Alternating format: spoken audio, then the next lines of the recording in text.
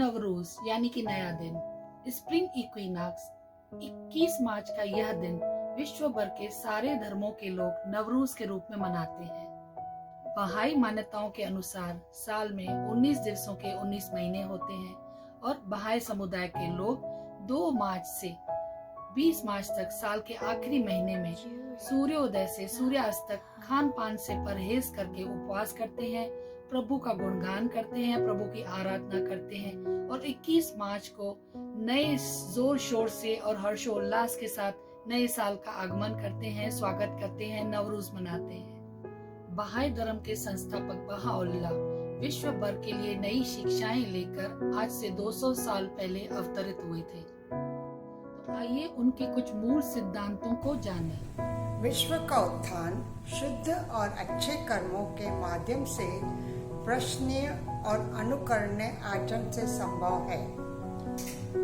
पावन वचन और पवित्र तथा अच्छे कर्म दिव्य महिमा की स्वर्गीय ऊंचाइयों को प्राप्त होते हैं। कहो, हे बंधु, शब्दों को नहीं कर्मों को अपने आभूषण बनाओ। सावधान, ओ वहाँ के लोगों, तुम उनके रास्तों पर न चलो जिनकी कथनी और करनी में अंतर होता है। हे अस्तित्व के पुत्र, अंतिम लेखा जोखा हो उससे पहले तू प्रतिदिन अपने कर्मों का निरीक्षण कर लिया करो। हे मेरे राजसिंहासन के साथी, कोई बुराई न सुन और न कोई बुराई देख। अपने को पतित न बना, न ही दुख के उच्छ्वास ले और न विलाप ही कर। अपशब्द न बोल ताकि स्वयं अपने लिए भी तुझे अपशब्द न सुनने पड़े।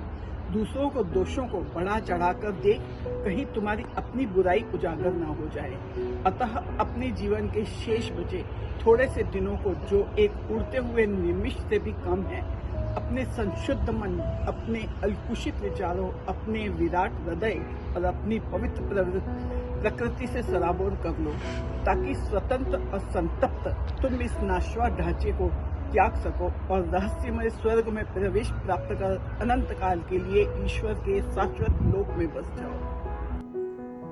परनिंदा हृदय के प्रकाश को बुझा देती है और आत्मा के जीवन को समाप्त कर देती है। जब तक तू स्वयं पाप कर्म में लिप्त है, दूसरों के पापों का विचार भी न कर।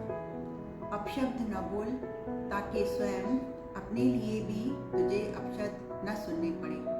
दूसरे के दोषों को बढ़ा चढ़ा कर न देख, कहीं तुम्हारी अपनी बुराई बड़ी न दिखे।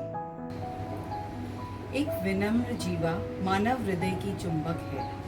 यह चेतना का आहार, यह शब्दों का अर्थ रूपी वस्त्र, यह ज्ञान एवं समझ के प्रकाश की निर्झरनी है। ओ स्वामी के प्रिय, इस पावन युग धर्म में संघर्ष और द्वेष की अनुमति कदापि नहीं दी गई है। प्रत्येक आक्रामक ईश्वर की कृपा से स्वयं को वंचित रखता है। इस दिवस में और कुछ भी नहीं प्रभु धर्म को उतनी हानि पहुंचा सकता जितना प्रभु के प्रिय पात्रों के मध्य विघटन और संघर्ष, विवाद, विरोध और उदासीनता।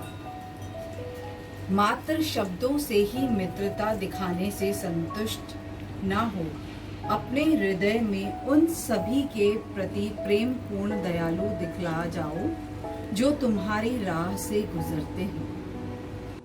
पूर्ण एकता में रहो, कभी भी एक दूसरे पर क्रोध न करो। ईश्वर के लिए प्राणियों को प्रेम करो, स्वयं उनके लिए नहीं। यदि तुम उन्हें ईश्वर के निम्रत प्रेम करोगे तो तुम कभी क्रोधित या अध्यपूर्ण नहीं होगे। मानवता परिपूर्ण नहीं है, प्रत्येक मानव में अपूर्णताएं, और यदि तुम लोगों की ओर देखोगे तो हमेशा असफल रहोगे। लेकिन यदि तुम ईश्वर की ओर देखोगे तो तुम प्रेम करोगे और उनके प्रति दयालु रहोगे, क्योंकि ईश्वर को लोक पुण्यता और पूर्ण दया का लोक है। मैं आप सबको इस बात का दायित्व सौंपता हूँ कि आप में से प्रत्येक अपने हृदय के सारे विचार प्रेम और एकता पर केंद्रित करें। जब युद्ध का विचार आए तो आप उसका सामना शांति के अधिक शक्तिशाली विचार से करें। घृणा के विचार को निश्चय ही प्रेम के अधिक प्रबल विचार से ध्वस्त कर दिया जाए। युद्ध के विचार मैत्री भाव, कल्याण, सुख, चैन और तृप्ति का नाश करते हैं। प्रेम के विचार भातृभाव, शांति, मैत्री और प्रसन्नता का निर्माण करते हैं। अपनी आंखें पवित्र, अपने हाथ वफादार, अपनी जीवा सत्यवादी तथा अपने हृदय को प्रकाशित होने दो। जब युद्ध का विचार आए, उसका विरोध शांति के एक प्रबल विचार से करो, तो अवश्य ही प्रेम के एक शक्तिशाली विचार से नष्ट कर दो। हम अपने इस नए विश्वास के साथ कि ईश्वर एक है, सभी धर्म एक हैं, संपूर्ण मानव जाति एक है, आपके पूरे परिवार को नवरूज की बधाई देते हैं। Happy Navroz. Happy Navroz. Happy Navroz. Happy Navroz. Happy Navroz. Happy Navroz. Happy Navroz.